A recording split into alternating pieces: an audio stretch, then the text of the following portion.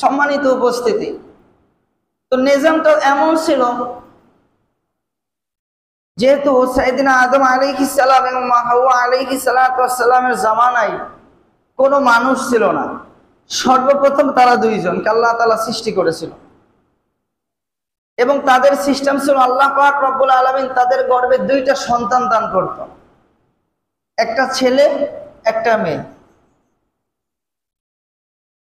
আর এটার নিজামটা এমন ছিল যে প্রথমবার যেই ছেলে এবং মেয়ে সন্তান, ছেলে সন্তান এবং কন্যা সন্তান জন্মগ্রহণ করবে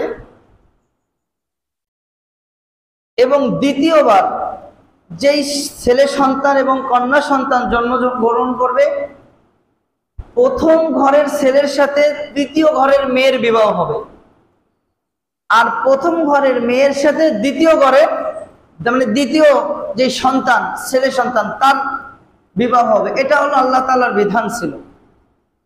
যেহেতু তখন তো অনেক মানুষ ছিল, এমন কিছু নাকি মেলা মানুষ ছিল এমন কেউ ছিল না, কিন্তু আস্তে আস্তে তো বিস্তার, বংশ বিস্তার তো করতে হবে, তা এটা হলো আল্লাহ তাআলার একটা বিধান। তো প্রথম ঘরে যে সন্তান আল্লাহ পাক রব্বুল আলামিন সাইয়েদিনা আদম আলাইহিস সালামের ঘরে দিলেন, তার নাম ছিল হলো হাবিল এবং তার একজন বোন ছিল যার চেহারাটা একটু কালো ছিল। এবং আল্লাহ পাক রব্বুল আলামিন দ্বিতীয়বার যে সন্তান তাদেরকে দিল, তার মধ্যে যে সন্তান ছিল তার নাম ছিল কি বলেন তো? হ্যাঁ, আপনারা তো জানেন, বড় ভাইয়ের নাম যদি হাবিল হয়, ছোট ভাইয়ের নাম তাহলে কি হবে? এই জন্য দেখবেন অনেক যমজ সন্তান হলে বড় ভাইয়ের নাম রাখে লালটু আর ছোট ভাইয়ের নাম রাখে বল্টু। আসে না এমন? যমজ সন্তান হলে এমন নাম রাখে। যেমন আমার দুইটা ভাগ্নে আছে, একটার নাম, বড়টার নাম হলো তাওহিদ আর দ্বিতীয়টার নাম হলো তাহমিদ। এ নামে মিল আছে না? যমজ সন্তান অনেক এরকমই নাম রাখে। তো বড় ভাইয়ের নাম হলো হাবিল আর ছোট ভাইয়ের নাম হলো কথাগণ কাবিল। তো কাবিলের সাথে যে কন্যা সন্তান আল্লাহ তাআলা দিয়েছে তার চেহারাটা ছিল অত্যন্ত সুন্দর। তো আল্লাহ পাক রব্বুল আলামিনের বিধান অনুযায়ী হাবিলের সাথে কাবিলের বোনের বিবাহ হবে, আর হাবিলের বোনের সাথে কাবিলের বিবাহ হবে। কিন্তু এই বিধানটা হাবিলের ছোট ভাই কাবিল কোনো অবস্থাতে মেনে নিতে পারল না। সে তার পিতাকে বলল যে আমি 9 মাস ধরে যেই বোনের সাথে রয়েছি,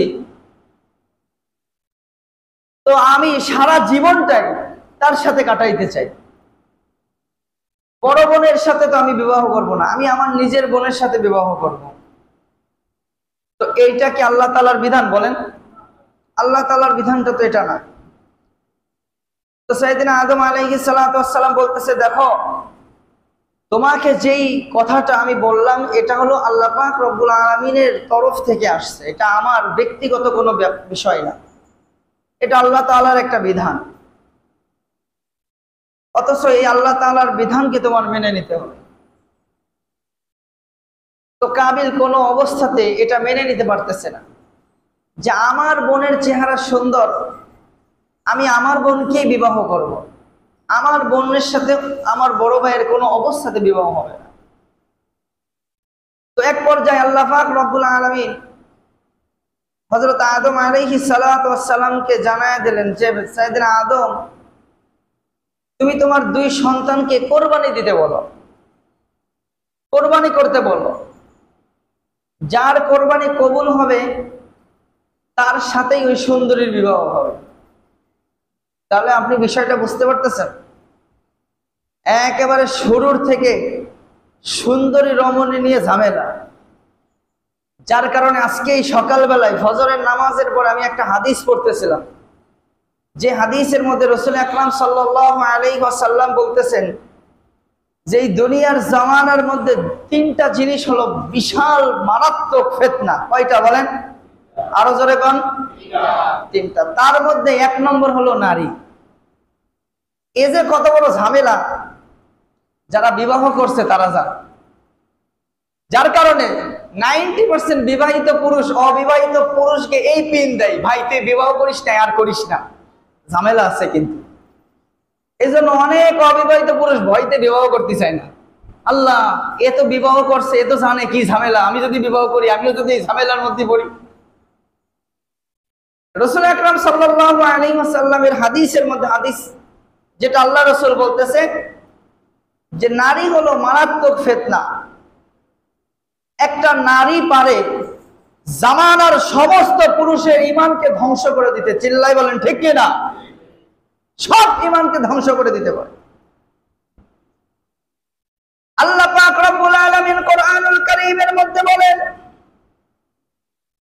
সাইয়েদিনা আদম আলাইহিস সালাতু ওয়াস সালামকে জানায় দিলেন, ও আদম তোমার সন্তানকে বলে দাও আল্লাহ পাক রব্বুল আলামিনের জন্য কুরবানি করতে হবে, যার কুরবানি আমি আল্লাহ পছন্দ করব তার সাথে রমণীর বিবাহ হবে। হযরতে আদম আলাইহিস সালাতু ওয়াস সালামের প্রথম সন্তান হাবিল ও দুম্বা চড়াইতো জমিনের মধ্যে, আর কাবিল ধানের ক্ষেত খামারে কাজ করত। হযরত আদম আলাইহিস সালাম যখন জানায় দিল দুই সন্তানকে তোমরা কুরবানি করবা, আল্লাহ পাকের অর্ডার কুরবানি করতে হবে। হাবিল তার মুহাব্বতের সব থেকে ভালো এবং প্রিয় যেই দুম্বাটা, ওইটা কোরবানির জন্য নিয়ত করলো। আর কাবিল ধান ক্ষেতের থেকে কিছু খড় খোটা এবং ফসল এনে সেটা কোরবানির জন্য জমিনের মধ্যে রেখে দিল। সম্মানিত উপস্থিতি, আদম আলাইহিস সালামের জামানার মধ্যে এমন একটা নিজাম ছিল যেই কোরবানিটা আল্লাহ পাক রব্বুল আলামিনের কাছে কবুল হয়ে যাবে। আল্লাহ পাক রব্বুল আলামিন আসমান থেকে এমন একটা আগুনের শিখা ওই কোরবানির পশুর উপরে ফেলাবে, ফেলানোর কারণে কোরবানির পশুটা একেবারে ভস্ম হয়ে যাবে। যার কোরবানির পশুর উপরে ওই আগুনের শিখাটা পড়বে, মনে করতে হবে তার কোরবানিটা কবুল হয়ে গেছে। আর যার কোরবানির উপরে ওই আগুনের শিখা আসবে না, মনে করতে হবে তার কোরবানিও কবুল হয়। যেমন কথা তেমন কাজ। হাবিল তার মুহাব্বতের মধ্যে সব থেকে ভালো যে দুম্বাটাকে বাসে, সেই দুম্বাটাকে পাহাড়ের উপরে রেখে আসছে। আর কাবিল ওই ধান ক্ষেত থেকে ফসল খড়গোটা এনে রেখে দিছে। আল্লাহ পাক রব্বুল আলামিন হাবিলের কোরবানিটাকে কবুল করে নিয়েছে। আসমান থেকে আগুনের শিখা এসে ওই দুম্বাটাকে জ্বালায়া দিয়েছে, কিন্তু কাবিলের কোরবানিটা আল্লাহ তাআলার কাছে কবুল হয় নাই। এই কাবিলের কোরবানিটা যখন আল্লাহ তাআলার কাছে কবুল হয় নাই, কাবিলের অন্তরের মধ্যে এমনিতেই রাগ রয়েছে। যখন আল্লাহ পাক রব্বুল আলামিন এই কোরবানিটা কবুল করলো না, তখন কাবিলের রাগ আরো মারাত্মক বেড়ে গেছে। যার কারণে কোরআনুল কারীমের মধ্যে আল্লাহ পাক রব্বুল আলামিন জানায়া দেয়, ওয়াতলু আলাইহিম নাবা আবনাই আদম বিল হক। এ নবী, আপনি আপনার উম্মতদেরকে সাইয়েদনা আদম আলাইহিস সালামের ঘটনাটা সুন্দরভাবে জানায়া দেন। ইয করবা কুরবানান ফাতুকবিলা মিন আহাদিহিমা ওয়া লাম ইউতাকাব্বাল মিনাল আখার। আমি আল্লাহ যখন তাদেরকে কুরবানি করতে বললাম, তাদের উভয়ের মধ্যে একজনের কোরবানি আমি আল্লাহ কবুল করে নিলাম এবং অন্যজনের কোরবানি আমি আল্লাহ কবুল করে নিলাম না। অন্যজনের কোরবানি কবুল না করার কারণে ওই ছোটজন কাবিল মারাত্মক চেতে গেল, রেগে গেল। যার কারণে হাবিলকে সঙ্গে সঙ্গে বলল, ক্বালা লা আক্তুলান্নাক, আমি তোমাকে হত্যা করে ফেলবো, আমি তোমাকে মেরে ফেলবো। এই কথা যখন বলল, তখন হাবিল বলল, লাইম বাসাত্তা ইয়াদাকা লিতাকতুলানি মা আনা বিবাসিতি ইয়াদিয়া ইলাইকা লিয়াকতুলাক। ও ছোট ভাই, শুনে নাও, তুমি যদি আমাকে হত্যা করো, তুমি তোমার হাত দিয়ে যদি আমাকে মেরে ফেলো, কোশ্চিনকালে তুমি এটা জেনে রেখো আমি কোনোদিন তোমাকে হত্যা করব না। কারণ এটা হলো আল্লাহ তাআলার বিধান। জোরে বলেন কার বিধান? সম্মানিত উপস্থিতি, যখন এই কাবিল দেখলো কোনো অবস্থাতে কোনো রায় কোনো জিনিস আমার পরে আসলো না, তখন মারাত্মক রেগে গেল, পরিপূর্ণ এত পরিমাণে রেগে গেছে। রেগে যাওয়ার কারণে কিতাবের মধ্যে লেখে যে কাবিল তার বড় ভাই হাবিলকে মেরে ফেললো, হত্যা করে ফেললো।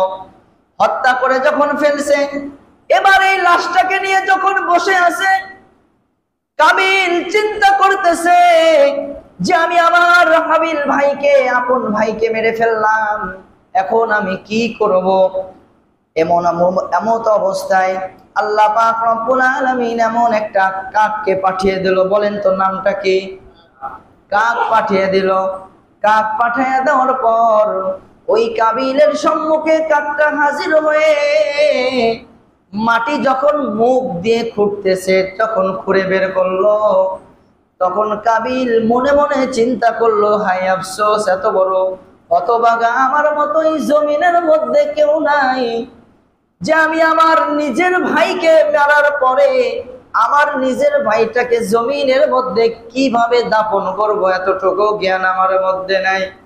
যার কারণে রাসূল আকরাম সাল্লাল্লাহু আলাইহি ওয়াসাল্লাম হাদিসের মধ্যে বলেন, যেহেতু এই কাবিল হত্যার সূচনা শুরুতেই করেছে, এই জমিনের মধ্যে যত মানুষের হত্যা হবে, যত মানুষ মানুষকে হত্যা করবে, সদকায়ে জারিয়া হিসেবে একটা গুনাহ ওই কাবিলের আমলনামায় যাবে। তাহলে বোঝা গেল এই জমিনের মধ্যে সদকায়ে জারিয়া সব যেমন আছে, গুনাহও তেমন আছে। যেমন আপনি মানুষের হেফাজতের কারণে, মানুষের উপকারের স্বার্থে একটা রাস্তা খনন করবে, একটা রাস্তা করবেন, অথবা একটা কূপ খনন করবেন, একটা কল পুঁতে দিবেন, এর দ্বারা মানুষ যেমন উপকৃত হবে, আপনি যদি জমিনের মধ্যে কোনো একটা গুনাহ চালু করে রেখে যান, আপনি মৃত্যুর হয়ে গেলেও এই গুনার একটা অংশ আপনার কবরে যেতে থাকে। এই তো যেটা বলতেছিলাম, যার কারণে এই কাবিলের আমলনামায় কিয়ামত পর্যন্ত যত মানুষ এই জমিনের মধ্যে হত্যা হবে, তার একটা অংশ তার আমলনামায় যেতে থাকে। সম্মানিত উপস্থিতি, তো এই কোরবানিটা কি আমাদের এই জামানার থেকে না আদম আলাইহিস সালাম থেকে? বলেন, আদম আলাইহিস সালাতু ওয়াস সালাম থেকে। যার কারণে আল্লাহ পাক রব্বুল আলামিন বলেন, লা ইয়ানালাল্লাহু লুহুমুহা ওয়ালা দিমাউহা ওয়ালাকিন ইয়ানালুহুত তাকওয়া মিনকুম। বান্দা যখন কোরবানি করে, তখন ওই কোরবানির রক্ত, মাংস, হাড্ডি কোনো কিছুই আল্লাহ তাআলার কাছে পৌঁছায় না। সব কিছু বান্দাই খায়, শুধুমাত্র কেবলমাত্র আল্লাহ পাক রব্বুল আলামিনের কাছে একটা জিনিস পৌঁছায়, সেটা হলো তাকওয়া। বান্দার তাকওয়া যতটা মজবুত হবে, যতটা মুহাব্বত করবে, আল্লাহ পাক রব্বুল আলামিন বান্দার কোরবানিটা তত কবুল করে নেবে। জোরে কোন সুবহানাল্লাহ। সম্মানিত উপস্থিতি, এই জন্য যারা কোরবানি করবেন, তাদের অন্তরের মধ্যে কোনো অবস্থাতে যেন এই চিন্তা ফিকির না থাকে। দেখবেন অনেক মানুষ আছে, গরু কিনতে গেলে আগেই বলে এর গোশত কয় কেজি হবে, কত মন হবে, দাম অনুযায়ী গরুর গোশত ঠিক আছে না, পাশের থেকে কিছু কয়, হ্যাঁ হ্যাঁ ঠিক আছে ভাই, লস হবে না, এটা লাভ হবে। কোরবানি করতেছি আমরা আল্লাহ পাকের জন্য, তাই এর মধ্যে তো লাভ লসের তো কোনো লোকসান নেই, কথা বলেন ঠিক না? তাহলে তো আমাদের তো ব্যবস্থা তো তেমনই হবে। ওই যে ঘটনা শুনছিলাম হুজুরের কাছে, যে একজন নাকি 1 লাখ টাকা সম্ভবত পকেটের মধ্যে নিয়ে গরু কিনতে গেছে হাটে। এবার যাওয়ার পথে এক লোকের সাথে দেখা হয়েছে। তো ওই লোক বলতেছে, ভাই কোথায় যাচ্ছেন? তো বলে, গরু কিনতে যাচ্ছি। তা কোথায় যাচ্ছেন গরু কিনতে? কয়, শাহপুর হাটে যাচ্ছি। মনে করেন শাহপুর হাটে যাচ্ছি গরু কিনতে। তো লোক বলতেছে ভাই এভাবে বলতে হয় না, প্রতিটা কাজের মধ্যে সবসময় আল্লাহকে রাখতে হয়, তাহলে এই কাজের মধ্যে বরকত আসে।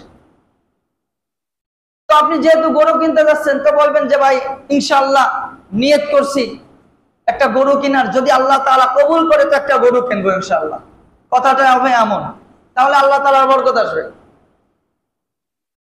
তো ওই ব্যক্তি একটু রেগে গেছে, আল্লাহ তাআলার কথা বলছে তো রেগে গেছে, বলতেছে ভাই সবসময় কি সবকিছু বলতে হয় নাকি? পকেটের মধ্যে যেহেতু টাকা আছে, শাহপুর হাটে যেহেতু গরু আছে, এইখানে তো এই সমস্ত বলার কোনো প্রয়োজন নেই। তো গরু কিনতে গেছে হাটে, গরুও দেখছে, দাম দরও করছে, কিন্তু টাকা দেওয়ার সময় পকেটে দেখে কি টাকা নেই, টাকা চুরি হয়ে গেছে কোনো কারণবশত। গরু কি আর কিনতে পারছে বলেন? গরু কিন্তু কিনতে পারে নাই। মনটা কিন্তু অত্যন্ত খারাপ, প্রচুর খারাপ।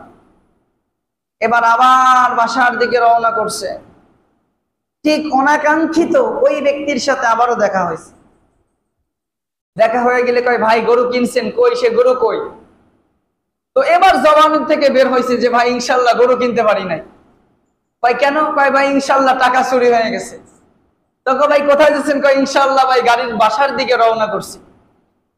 যাওয়ার সময় একবারও জবান থেকে ইনশাল্লাহ আওয়াজ বের করা যায়নি কোনো অবস্থাতে, কিন্তু যখন টাকা চুরি হয়ে গেছে তখন ইনশাল্লাহর দৌড় দেখছেন প্রতিটা কথাই কাজে।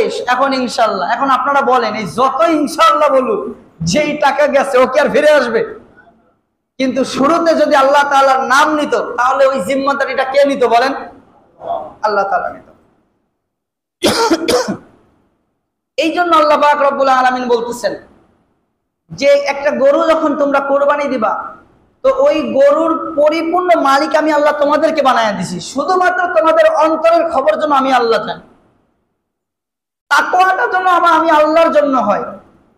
যদি তাকওয়াটা দুনিয়ার কোনো মানুষের জন্য হয়, যে ভাই গরুটা কিনছি বলেন তো কত সুন্দর হয়েছে, দেখছেন কত বড়, আমার মতো গরু, অনেকে কয়ে ফেলায় আমার গরু কতি, আমার মতো গরু এই আরঙ্গটার মধ্যে নাই। তো এইসব চিন্তা করা দরকার, মাথায় রাখা দরকার যে আপনার এই দুই একটা কথার কারণে আপনার কোরবানি বাতিল হয়ে যাচ্ছে। যেমন 7 শরিকের মধ্যে যদি 1 শরিক যদি হারাম থাকে, ওই 6 শরিকের কোরবানি কবুল হয় বলেন? এখন প্রশ্ন কিন্তু অনাকাঙ্ক্ষিত বিশাল বড় একটা প্রশ্ন, যে হুজুর 7 জন আমরা কোরবানি করছি, 6 জনের টাকা হালাল, কিন্তু ওর যদি হারাম হয় তাতে আমাদের কি সমস্যা? আমাদের টাকা তো হালাল, ওর টাকা নাই হারাম, তার জন্য আমাদের কোরবানি কবুল হবে না কেন? রাসূল আকরাম সাল্লাল্লাহু আলাইহি ওয়াসাল্লাম বলেন, লা ইয়াদখুলুল জান্নাতা জাসাদুন গুজিয়া বিল হারাম। এই ওয়াল বডির মধ্যে যদি যাররা পরিমাণ হারাম বস্তু প্রবেশ করে, তো রাসূলের হাদিস অনুযায়ী আল্লাহ তাআলা কোন অঙ্গ প্রত্যঙ্গের ইবাদত কবুল করে না। হারাম বস্তু প্রবেশ করছে পেটের মধ্যে, পেটের ইবাদত আল্লাহ তাআলা কবুল করবে না। এটা একদিক ঠিক ছিল, কিন্তু হাদিসের মধ্যে রাসূল বলতেছে কোন ইবাদত কবুল হবে না। এর মানে কি? এর উত্তর যদি এটা হয় যে হারামের একটা বস্তু শরীরের মধ্যে প্রবেশ করার কারণে ফুল বডিটা বলেন তো কি হয়ে যায়? হারাম হয়ে যায়। ঠিক তেমনি ভাবে 7 শরিকের মধ্যে 6 শরিকের টাকা যদি হালাল থাকে, 1 শরিকের টাকা হারাম থাকার কারণে ওই 6 শরিকের টাকাটাও কি হয়ে যায়? হারাম হয়ে যায়। যার কারণে কই কোরবানি আল্লাহ তাআলার কাছে কবুল হয় না। সম্মানিত উপস্থিতি, যেটা বলতেছিলাম, এই কোরবানি সাইয়েদিনা আদম আলাইহিস সালাতু ওয়াস সালাম থেকে আসছে।